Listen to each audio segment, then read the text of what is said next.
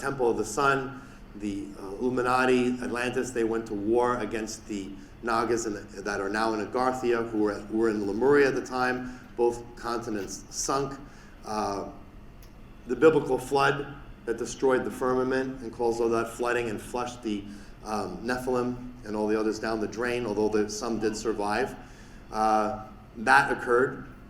And what happens is interesting is in the Bible when Noah built the ark, that's because Noah was one of Lucifer's children. Lucifer liked having sex with human females. That was his thing. Yeah, I guess we can understand that. But and he had a lot of children. And one of them was Noah.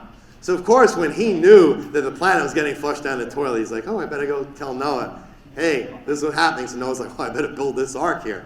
So now the ark wasn't the wooden boat, okay? So people searching for that, no, it's not a wooden boat. But either way, that's what happened. So what happened to the Illuminati ultimately?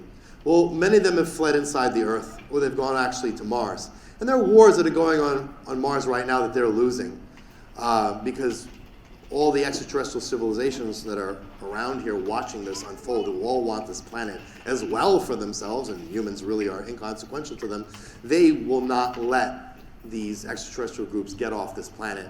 So we have a situation where it's kind of like the Alamo, where this is the last stand. And this makes the situation very dangerous because if you're an extraterrestrial group and you have nowhere to go because you'll be killed, and this is your planet and you want it for yourself, you're capable of doing some nasty things. They don't have an ethical or moral compass like humans may or may not have, right? And this becomes an issue. These are the questions humans don't ask because humans get so caught up in religion, whether they're Christians, Jews, or Muslim, they all very fanatical without realizing that, listen, if you're going to be a good person, just be a good person. You really need someone to teach you how to be a good person? Maybe you do, but there are other ways to learn how to be a good person, right? You can take an ethics class at college. I'm not trying to knock anyone's religion. I'm just trying to point out that there's nothing to stop you from praying to the Divine Father. You don't need a religion for that. You don't need a religion to be a good person. If you want to be religious, that's fine. Nothing wrong with that. But keep in mind that this came from somewhere. And when you look back in history, how many wars do we have based on religion? Even now, we see in Israel the same thing going up again.